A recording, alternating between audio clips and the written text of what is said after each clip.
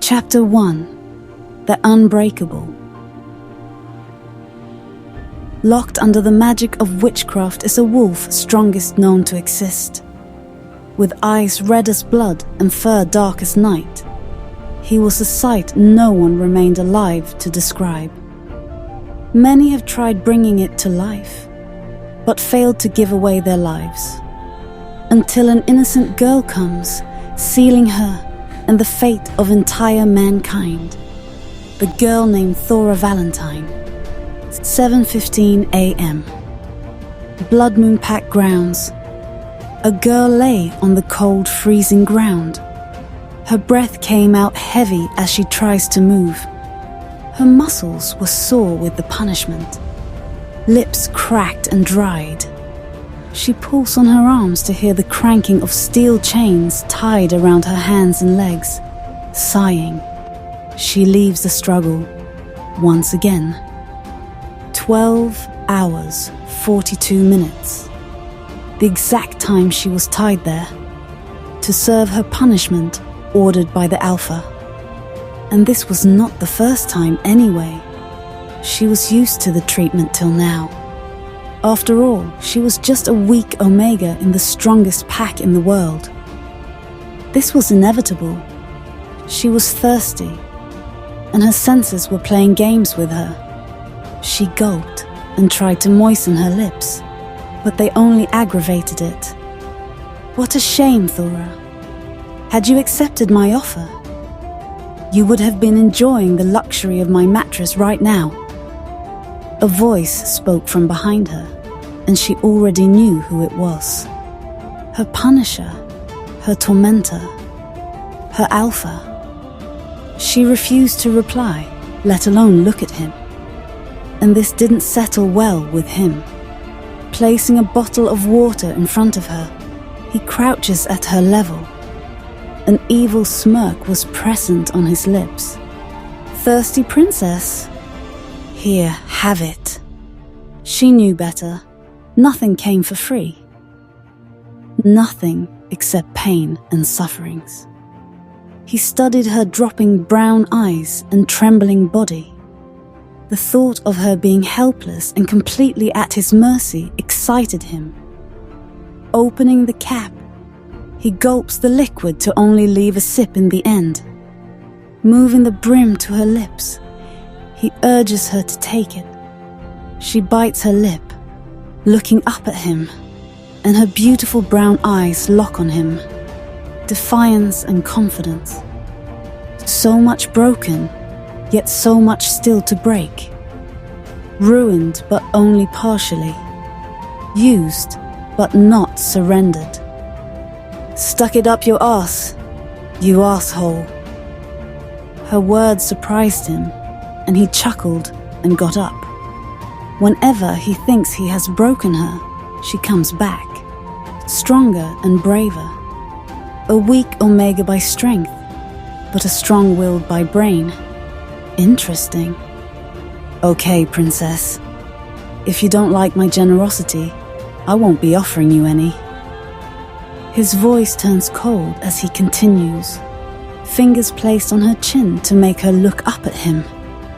12 hours more, and the lashes will be complimentary. She will not be able to remain conscious after this. She already knows. But her eyes refuse to lower down in submission. She will die before she accepts defeat to a man like him. Bring it on, Alpha. He leaves her chin and stares at her for a minute, and then leaves, as the first rays of sunlight penetrate to melt the freezing snow surrounding her. Her body continues to tremble, and soon she falls into a deep slumber. Alpha Landon! The punishment has been served. The guard informs the Alpha, who stops writing for a second and acknowledges him. Is she conscious? I'm afraid not, Alpha. Do you want me to wake her up? No need. Call the pack doctor and let him check on her. Once done, escort her to her quarters. The guard nods and leaves, closing his door. Alpha Landon sighs and looks down at the paper in his hands. Invitation to the Alpha King and members of the Werewolf Council. The Alpha King was coming to his territory with his council members. He hopes he is satisfied and gives him the approval on the latest pack acquisition deal. If he gets it, Red Moon Pack will be not only the strongest, but also the largest pack in werewolf history. It will be his biggest milestone. Smiling at himself, he places the invitation card in the drawer and runs his hand through his hair. He was too stressed. He needed to let it out. Now that the Omega was unconscious, he needed to find a replacement. Picking up his phone, he dials the one he enjoys the most after his Omega off course. Greetings, Alpha. How are you doing? Cut the crap. My room in 5 inches. Ending the call, he loosens his tie and gets up from his seat, ready to leave for the night. London Anderson was a true bastard in all senses, and no one knew him better than the girl that had seen his worst, the Omega who he tried his best to break. But he failed even after 7 years of his tortures and games. Was she truly indestructible, or was it just a facade? For even rocks break when subdued to high temperatures and pressures. And what she had suffered was way more than that. Chapter 2. Alpha King, please have a seat. The bastard speaks, giving me a small smile. Alpha Landon, one of the strongest and well-reputed alphas in our kingdom. I wanted to believe that he was a flirt, who tried to lure my mate, but his reputation said otherwise. He was respected by all, and no one had heard of him disrespecting girls. It was either he was masking it well, or he was really a genuine man. But that kiss, he fucking kissed my mate. And the worst part was that she didn't even push him. Sitting down on the table, I take deep breaths to calm my wolf. The very thought of our mate losing her virginity to some bastard, making a fire of fury to burn in me. Had she already betrayed me? I have waited for her for so many years, yet she couldn't wait for me, sleeping around with other men to satisfy her heat. The meeting progressed, and my council members started discussing, while I remained silent. My mind is lost in assumptions and betrayals. When suddenly, the door opens and her scent hits me before I see her. So fucking addicting, yet impure and defiled. Intermingled with this bastard's. Have they fucked today? She steps forward, balancing a tray in her hands. Her hands shake as she walks with those high 4-inch heels, making her legs look longer. Her hair was veiling her face as I stared at those downcast eyes, daring them to look at me. Her steps turned hasty, and then all of a sudden, Landon ordered her, having her beautiful brown eyes to look at him. "Hurry up," he says, and she again nods like an obedient pet, lowering her eyes to the floor. My beast was struggling, seeing her getting ordered around like that. Her being so submissive to him, like the bastard Landon owned her. Fuck. I have to leave. My emotions are going out of control. Excuse me. Pardoning myself, I got up to leave when I almost crashed into her as I turned. "Ow!" she shrieks in surprise. The champagne glasses shattered as they hit the floor, and the sound of the tray hitting the floor, echoing in the corridor. My breathing stopped for a second as I saw her staring at me. Her innocent eyes met mine, and my wolf went crazy in my mind. "Mate! Mate!" Her mouth opened and closed in shock as she realized who I was. Her mate. the man she had already betrayed. I am sorry. She stutters, her eyes looking innocent and beautiful. If only she was as well. She looks lower to stare at my tuxedo, and next I know, she bravely takes a napkin from the table and dabs it on my chest, trying to clean the stain on my shirt. Please, I am really sorry. I was not looking. Her fingers touched my chest, and that's when what they call the explosion of tingles blasted into full force. She freezes and her hands stop as she looked up at me, shocked and surprised. I stepped back, making agony and pain flood through her innocent eyes. Her fingers stopped in mid-air, and she clenched her hand, while I continued to look at her with indifference and coldness. "Thora! What the hell?" Landon screams and she starts apologizing again. "Alpha, I beg pardon. She is..." I barely show him my hand, and he stops in between. She looks down at the broken pieces of glass, her hands fidgeting as she sits down to pick them up and place them in the tray.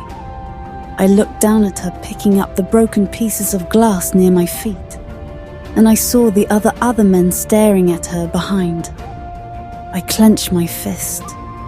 The pathetic excuse of her tunic was hiding nothing, and my beast was infuriating. I wanted to kill my own men because of her. Fuck! I have to leave. Sidestepping her, I leave the meeting as murmurs follow behind me. But I didn't care. I have to leave before my beast is unleashed, and this place turns into a fucking bloodbath. Going away from her scent, my senses calm down as I shift into my wolf, approaching the bordering forest. My paws hit against the ground, and the cold winds on my fur calms my chaotic mind.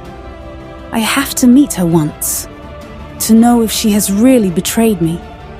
And with this thought, I roared, looking at the moon, making the ground shake under my feet. Chapter 3. Thora's POV. I was trembling, like literally. The dirty utensils shaking in my hands as I cleaned them under the freezing water. Surprisingly, Landon didn't scold me or punish me after that small accident. But I guess that's because he was very busy at today's meeting. My mate's grey eyes make a shiver run down my spine, and I move my head, trying to forget about him. But who was I kidding? My mate was no ordinary man. He was the werewolf king, King Vulcan Knight. Gulping, I cleaned the sweat on my forehead with my sleeve and placed the last utensil in the utensil tray. Done with today's work. Sighing, I looked up at the full moon, wondering what my future will hold. He already hates me. I saw it in his eyes. He thinks I have betrayed him. If only he knew the truth. My mate is going to reject me. This was the harsh reality. Every wolf feared this, and mine was just going to become true. There is no escape from this place now. I guess I have to die here as well. Being a slave to that bastard all my life, pleasing him till I forgot myself. My thoughts were interrupted when I felt a strong gust of wind hit me, his tempting scent lingering with it. Knowing what it meant, I stood up, trying to pull down this useless skirt, which was really uncomfortable. I looked around to sense him, when my eyes stopped at a silhouette near a tree, his back leaning against it and hands crossed in front of his chest. I gulped, moving closer. I already know why he was here. No man would accept a used mate. He was not going to be an exception. Alpha, King, you needed something. You should have sent someone for it, I said, bowing down in respect. He was a powerful man, the most powerful man in our kingdom, in fact. And Omegas like me are killed for even making eye contact with him. He didn't say anything, but his stare remained. It is a strange feeling to erupt in my insides. I have never felt like this before. Let me know if I can help you. Do you need... Shut up, he says, making my trap shut and mine to freeze. Goosebumps appear on my skin and I bite my lips, scolding myself for blabbering in front of him. He stares again, and the silence stretches, making my anxiety increase with every second. A few minutes later, he straightens his back and stands up, making his way towards me. My eyes remain rooted to the ground as he steps closer, the storm of anxiety in my chest, thrashing. Have you fucked him? He asks, and my heart stops. My widened eyes looked up at his cold grey eyes, and I forgot to breathe for a few seconds. So direct? How do I answer this? Yes, I have, but not willingly. He blackmailed me. Few times, but I didn't. I stutter. That only makes his jaw harden. His closeness plays with my brain, my body aching for him to touch me.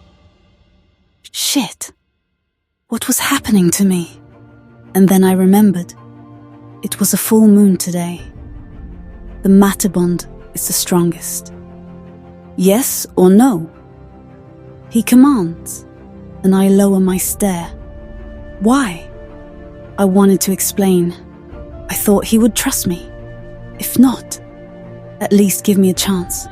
Yes, I say, and saw his fist clench.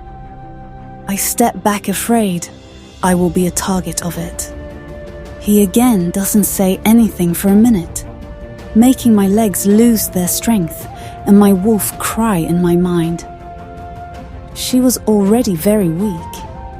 She could die if he rejects me. What can I do to save her? I waited 26 years for you, not even touching a woman, fearing I would be betraying you. Yet you couldn't save yourself for me, he says, and I am surprised. It's very rare.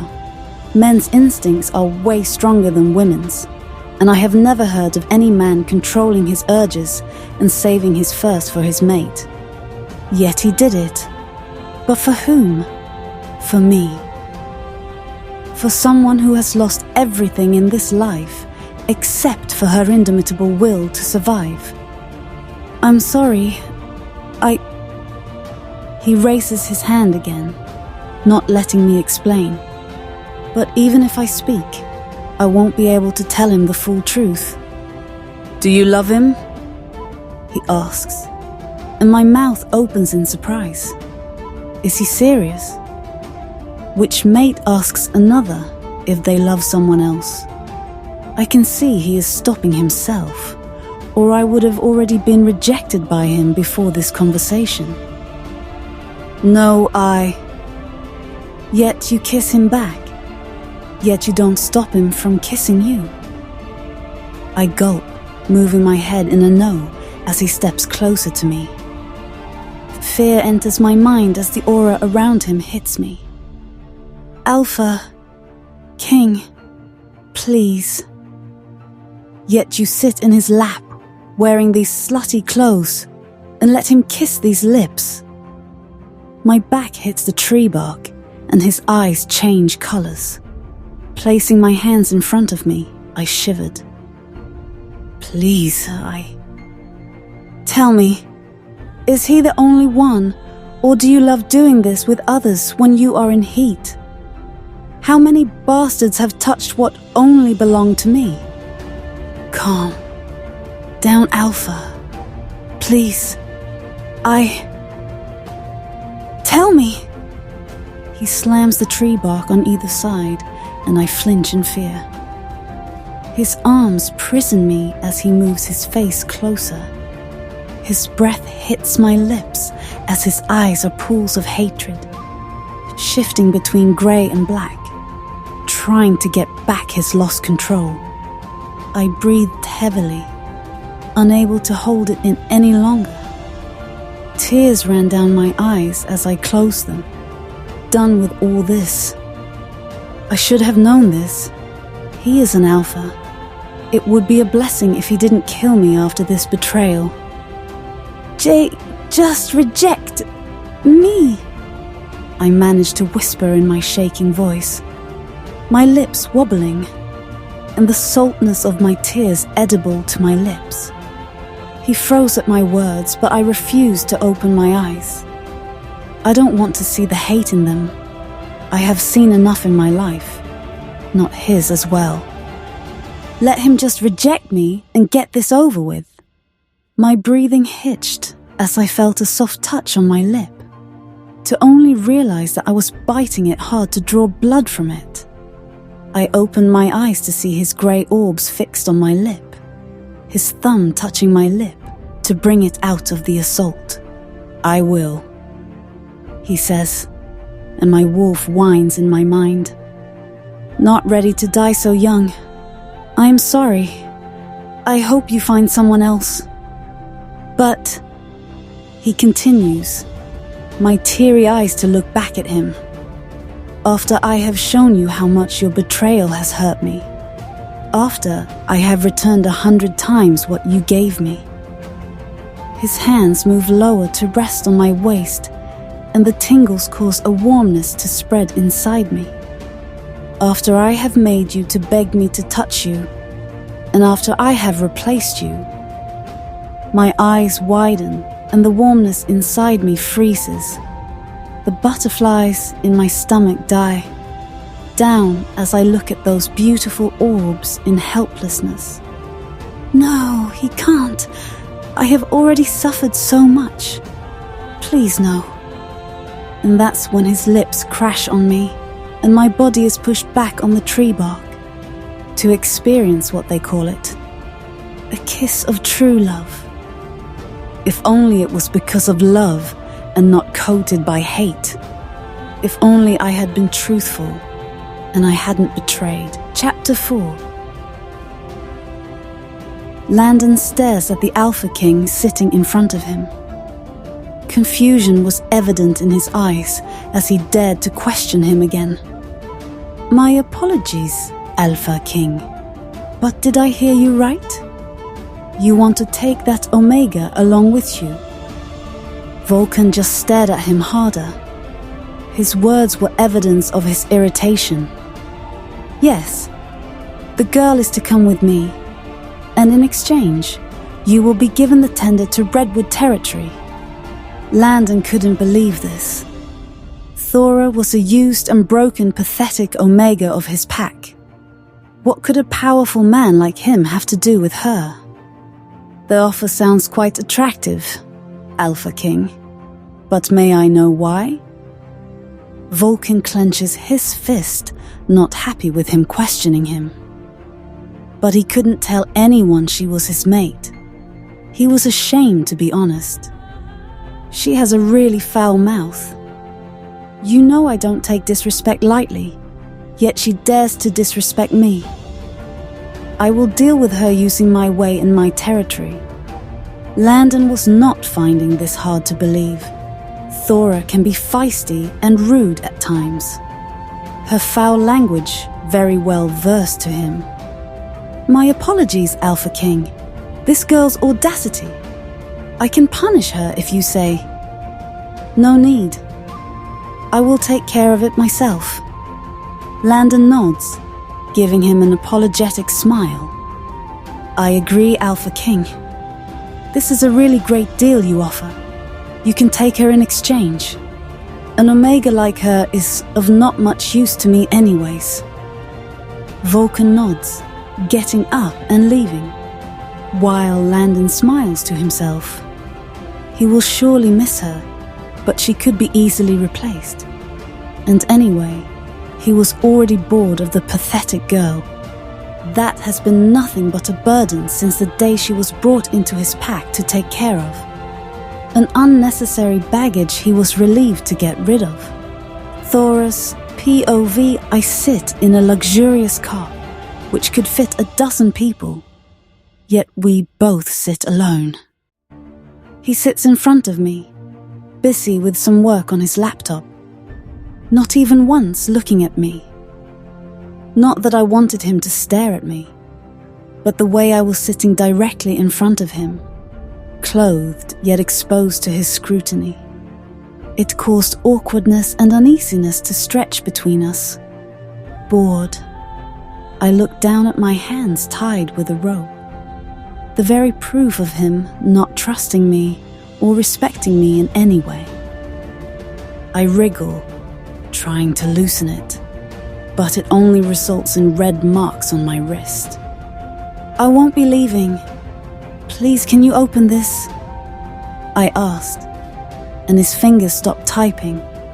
Those stormy grey eyes looked up at me, and I felt a shiver run down my spine. Why was this man so scary? Not replying, he continues typing again, and I sigh.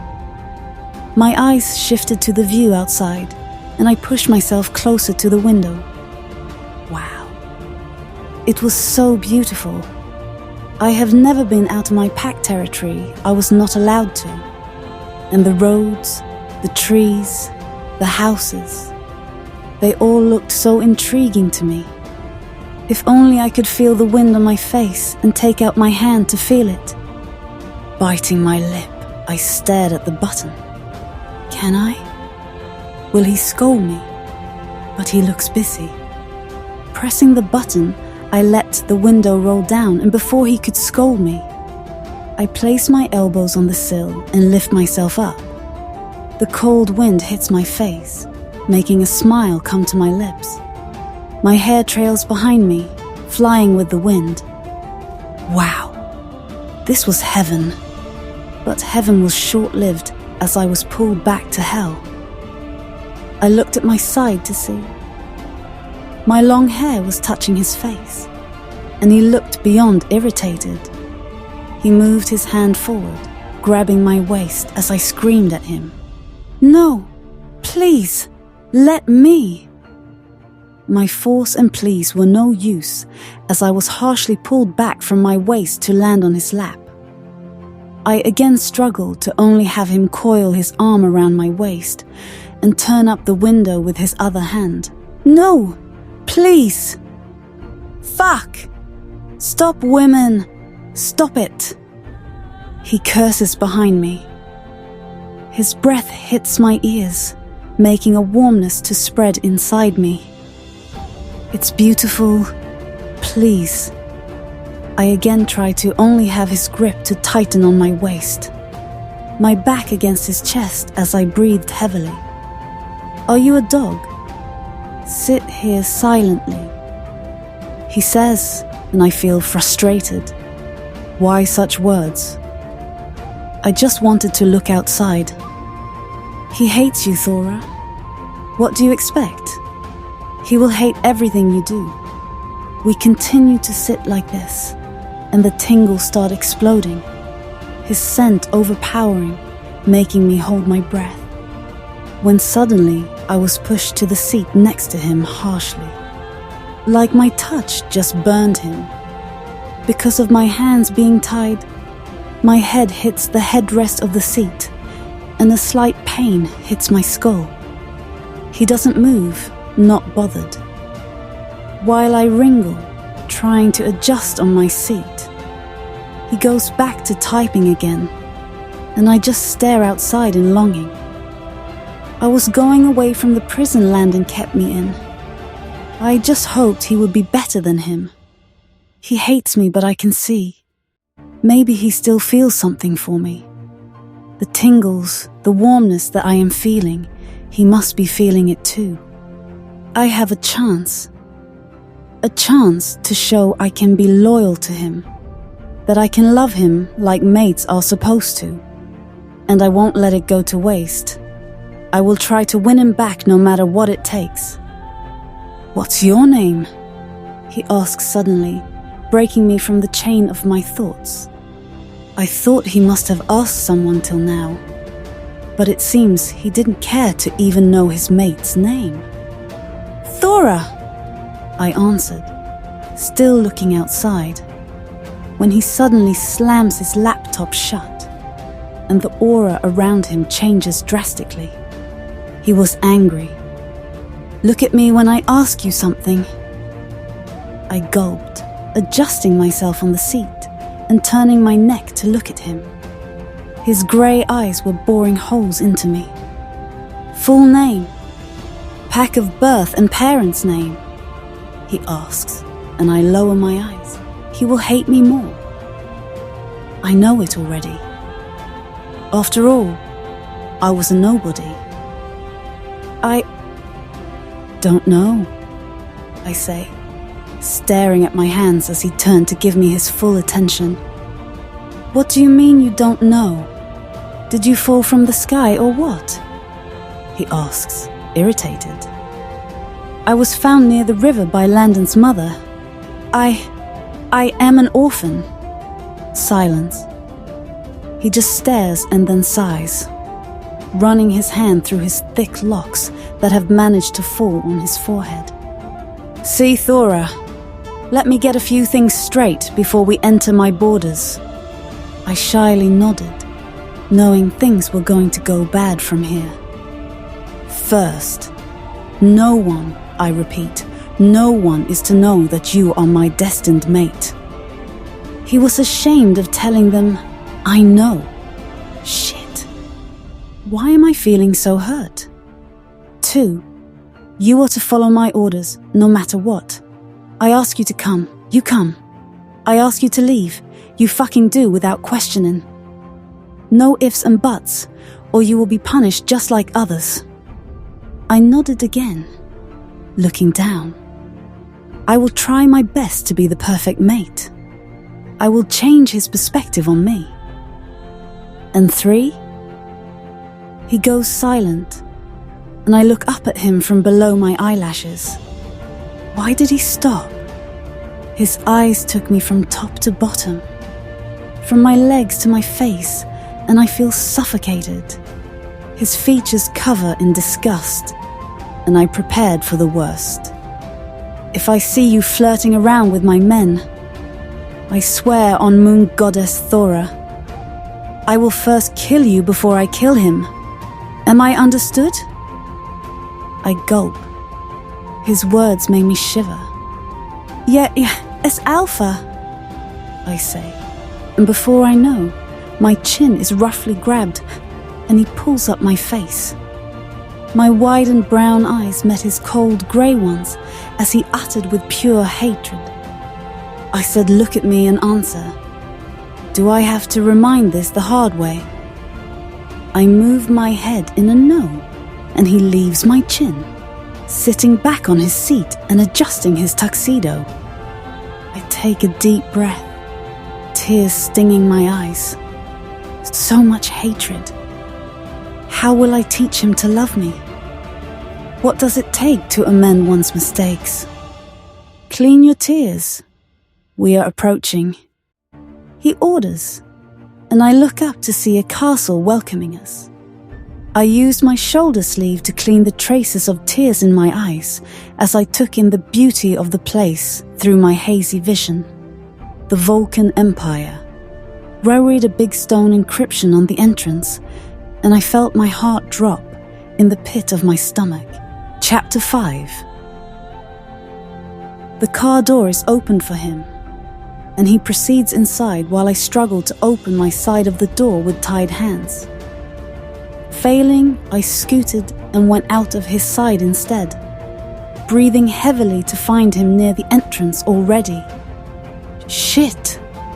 Why is he so fast? Before I call him to stop, the doors open and my mouth opens in shock. The castle was humongous, a line of fountains welcoming with small bushes perfectly trimmed. A broad pathway lay towards inside. And when I looked up, I almost stumbled on my feet. Damn, I have never seen anything so beautiful. This place was like a palace I only saw in books, and he was like the prince. But sadly, I was no princess. I can never be. Coming back to reality, I saw men surrounding him like bees, following him as he barely says anything. I increased my pace, trying to catch up with him, but he was already near the castle. Maids are lined up on either side, bowing to him, and I blush when I see them bowing when I approach them as well. I bowed to them in return, giving them a small smile.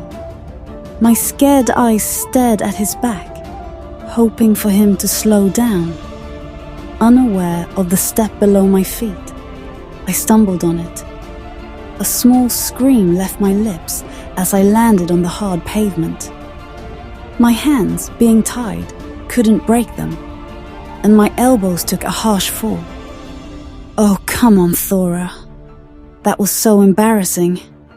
I feel ashamed of my own stupidness as I look up to see he has stopped and has turned around to look at me. I gulp as he just stares, and the men following him take notice of me as well. Getting so much attention made me veil my face behind my hair as I breathed heavily, trying to calm myself. He doesn't come to pick me up, just stare at me, struggling to get up and fall again. The maids hurried to pick me up, and I thanked them. My cheeks burned with shame as everyone stared. "Are you fine, miss?" They ask, and I just nod. When I looked up to meet his stormy grey eyes, he said something to the man next to him while staring at me. The man nods and stays, while with one last look, he turns around and leaves. "Miss, you are hurt. Come, I will take you to the infirmary," one of the girls says with a polite smile, and I stare at the wound on my elbow. Blood was dripping, and I could see my healing powers were weakening. I was no better than a human. Why was I so weak? The man Vulcan just ordered approaches us and thankfully removes the rope from my wrist. I thank him while he just asks me to follow him. It's been 2 days and I haven't seen him even once. I was taken to the maids' quarters after that day, and one of the head maids, Rain, explained to me the tasks I had to do every day. I was cooking dinner when the other maids were discussing him. I couldn't help listen to their conversation. "Did you hear what the council announced yesterday?" "No? What's it?" "The annual ball for choosing the queen is to be held next week." "That's every year's story, Nat. Like every year the king would again reject the proposition. He is still searching for his destined one." "Ah, that's the big news, girl. The king. He himself accepted it this time. He is ready to select another she-wolf as his queen." "But what about his mate? Wasn't he searching for her all these years?" "He was, but the rumors said he told the council that his mate was dead." That was it. She felt a pang in her chest, and a teardrop left her eyes. She was kneading the dough with downcast eyes. Their each word were like salt on her fresh wounds. Dead? Really? That's bad. But there is no doubt about this, that the chosen one will be a lucky girl indeed. Imagine a man of his standing as your mate, and on top of that, not a man whore, like those other males in Heat. He actually waited for her for 26 years. Where do you find males like him? But what a tragedy. The girl is dead. She would have been so lucky. I bet it will be Princess Charlotte of the Eastern Pack now.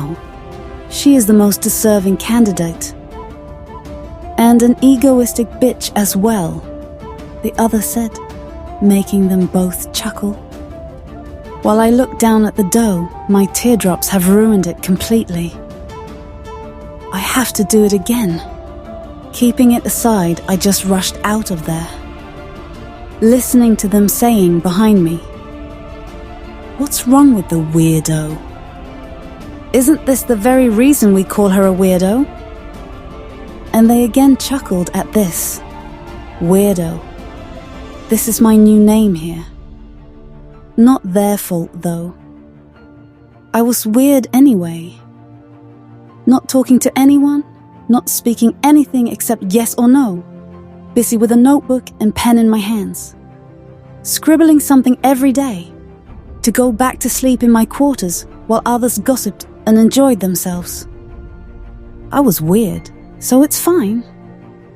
Rushing into my quarters, I closed the door and slid down the wall, letting out the tears fully. Why?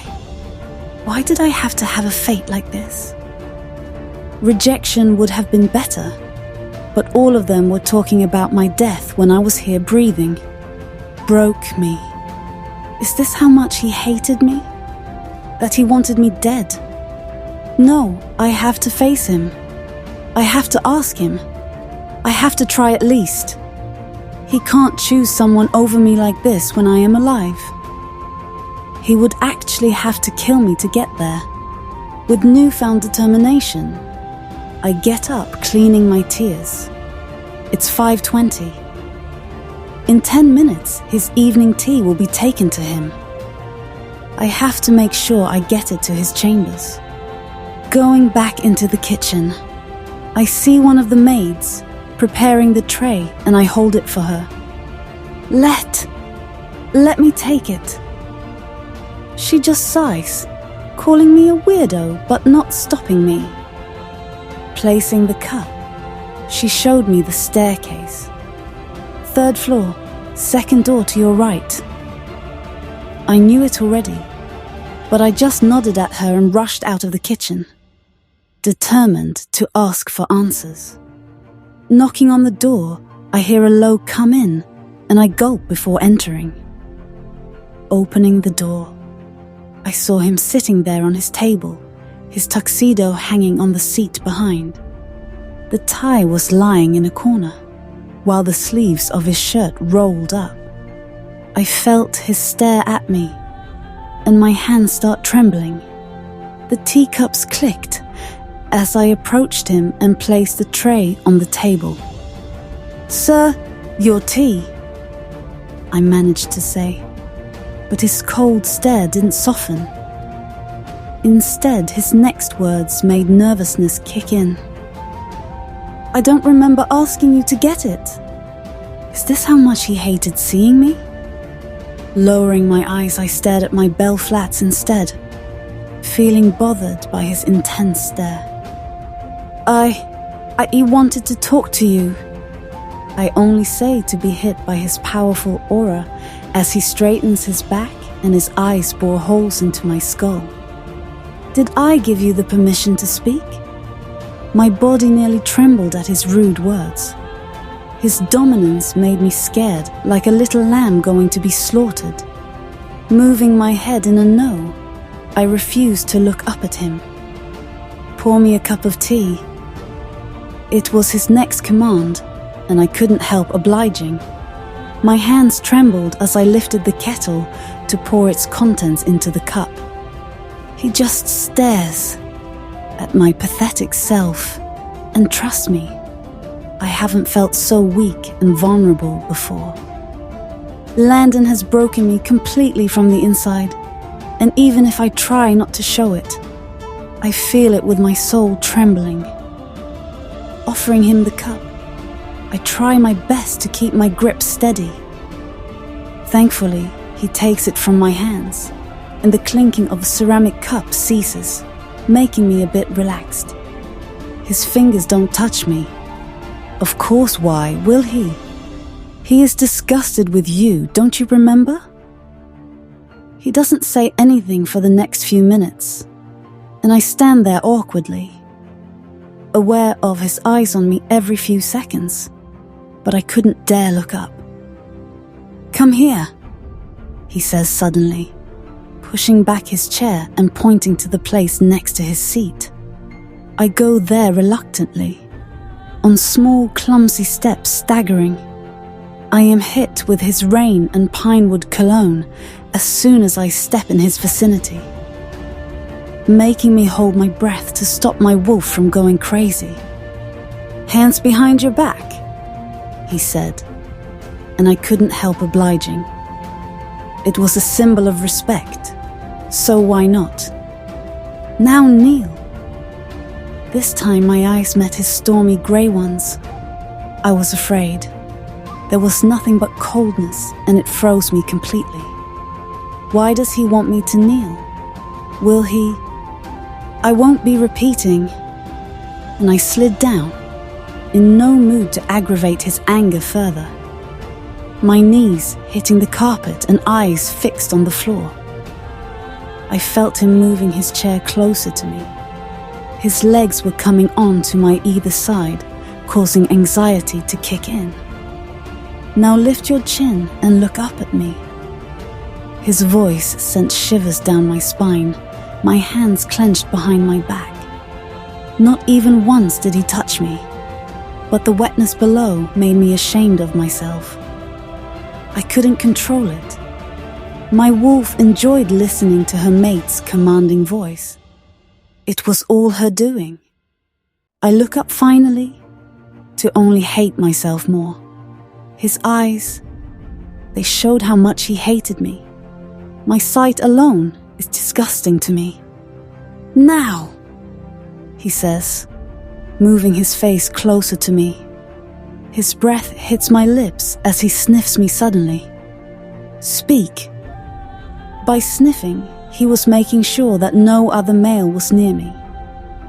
Once assured, he looks down at me, urging me to continue. You told the council that I am dead," I asked directly, to see nothing in those emotionless eyes. Just a mere, as he closes his eyes and sniffs me again. My neck this time. His breath hits my neck, making the tingles to explode and the sensation between my legs to worsen. What else would you have preferred? Perhaps me telling the council that my mate is a whore. I couldn't hold it. A tear leaves my eyes and he smiles, mocking what he thought was fake innocence. I can smell it. So stop with this fake charade of innocence. He grips my chin suddenly, pushing it up and making my breathing to stop and heart to thud in my chest. My teary eyes met his hatred-filled ones as he seethed at me. "And go prepare for the selection of your future queen. You will be her personal maid." I gulp, more tears leaving my eyes, the tingles burning me. Leaving his grip on my chin, he looks at me in disgust one last time before he turns around his seat and gets back to work. "You may leave." I didn't waste a second, stumbling back on the carpet down at his feet, getting up and sprinting from there. Tears were running down my eyes as I saw myself in his eyes today. I was no one for him, just a maid. Just a useless girl who he hates more than anything. I was a fool to think I could make him love me, when I myself hated my very own self. I hated my weak self, my weak wolf and my helpless self. If only she knew she was anything but weak, born as a mystery. The blood in her veins was the strongest in centuries, and only time will tell how she was indeed born to rewrite history. Chapter 6.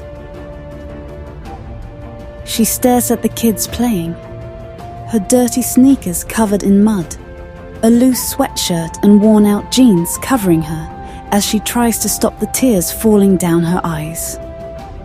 The nose was red and eyes puffy, but no one cared. The screams of children around made her feel like she was surrounded, when, in reality, she knew she was alone, always. Using her loose sweatshirt to clear her tears, she folds her arms on her knees and lowers her head on it. She doesn't remember how long she stayed like that, when she feels a tap on her shoulder and she looks up. "Are you lonely?" A small girl with big blue eyes looked at her in worry, making a small smile to leave her lips. "No, dear. You are all with me, aren't you?" I ask, and she moves her head in a no, sitting beside her. They are all bad. They are not my friends," the girl said, and Thora couldn't help staring at her. The little girl was beautiful, but she looked so sad, just like her. Why?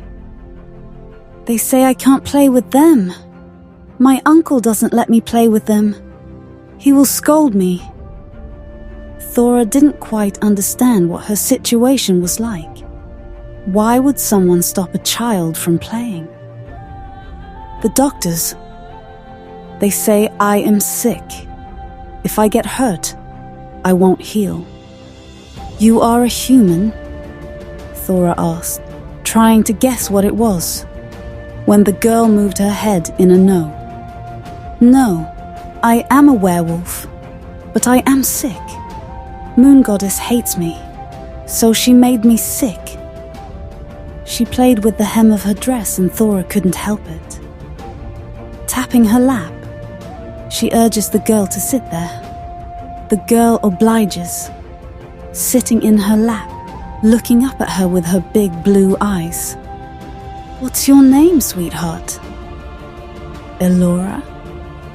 Thora smiles, patting her head, loving her silken locks. "Moon Goddess doesn't hate you, Elora. Instead, you are her favorite." The girl moves her head in no, looking down. "No, you are lying. She hates me. She made you special. She made you a fighter. She believed you would win, so she gave you her best fights." This made the little girls curious. "Why? She wanted me to fight?" "Yes. You know Elora. Who is the strongest in this world?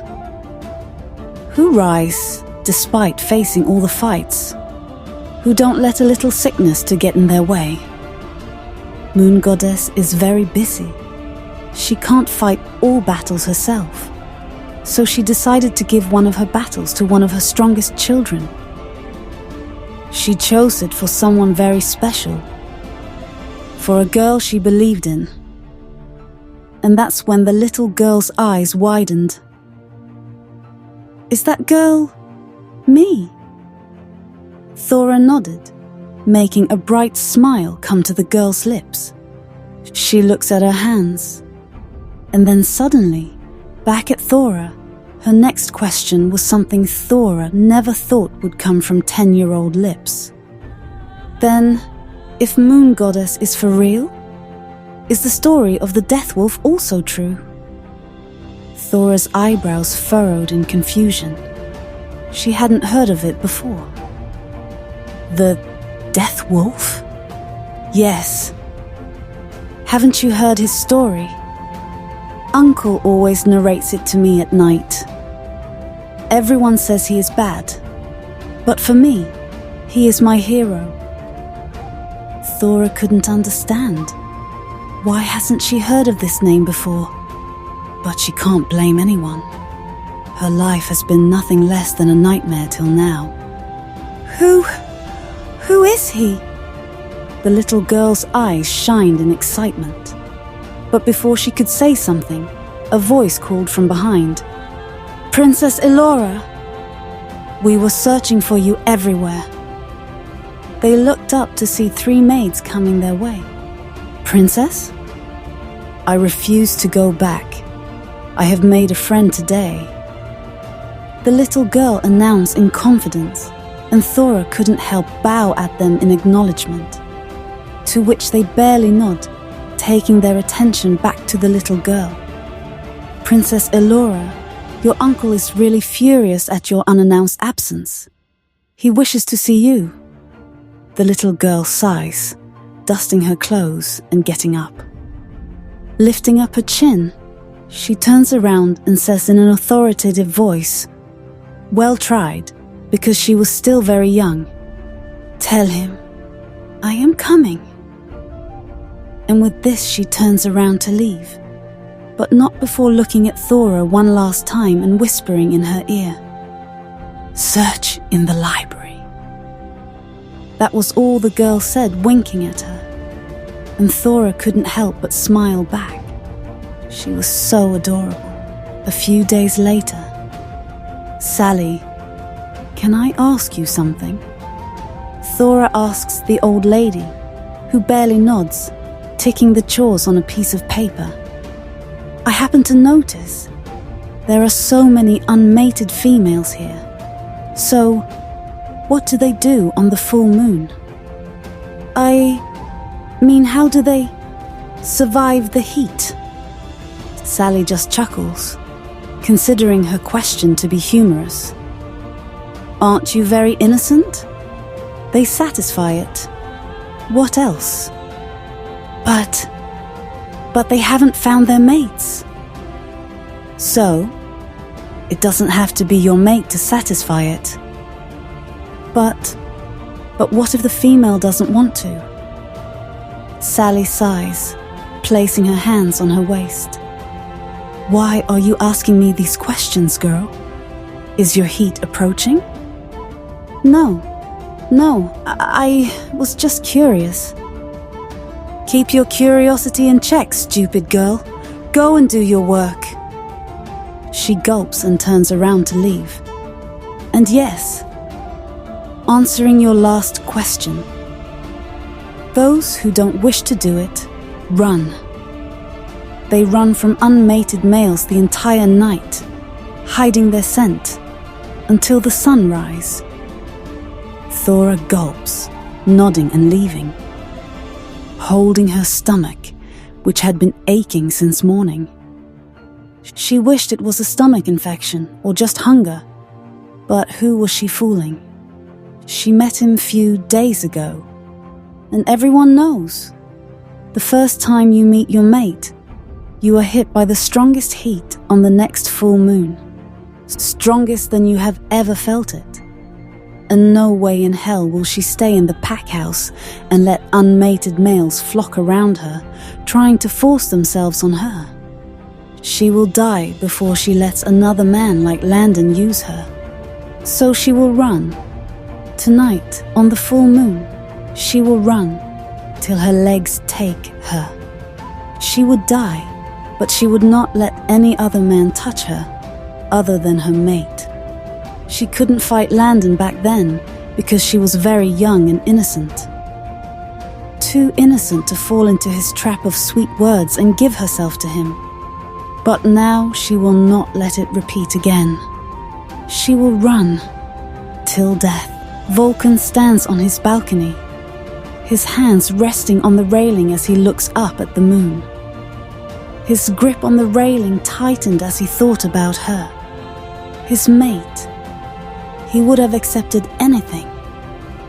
Ugly, weak, rogue, Omega, anything. But a betrayer, a she-wolf who has fucked someone else other than him? Never. He would have laid this world at her feet, showered her with love and everything any she-wolf ever desires for, if only she had waited for him. Her innocent-looking brown eyes came in front of his eyes, the earlier scene of her kneeling in front of him. He didn't want to disrespect her like that. But yes, he did intend to hurt her and make her realize that there was no hope of him accepting her, ever. And he was successful in it. He saw the light of hope being crushed from her eyes when he told her to prepare for his queen. The queen which she was supposed to be. His thoughts were interrupted by his wolf, thrashing in his mind, and he knew already what it was. Staring back at the full moon, he could smell the scent of her heat, and oh boy, wasn't it addicting. But he was not a young pup. He was the werewolf king now, and he mastered over his control. Tonight his mate was going to mate with some other male, and he was going to do nothing about it. He would just wait and watch, making his hate to rise for her even more, so that he can finally reject her, so that his wolf agrees with rejecting her. Tonight was the night he will smell her addicting cherry blossom fragrance intermix with another bastard's. And he would just sit there and stare at the moon, numbing his pains with a little alcohol in his veins. Let the heat begin.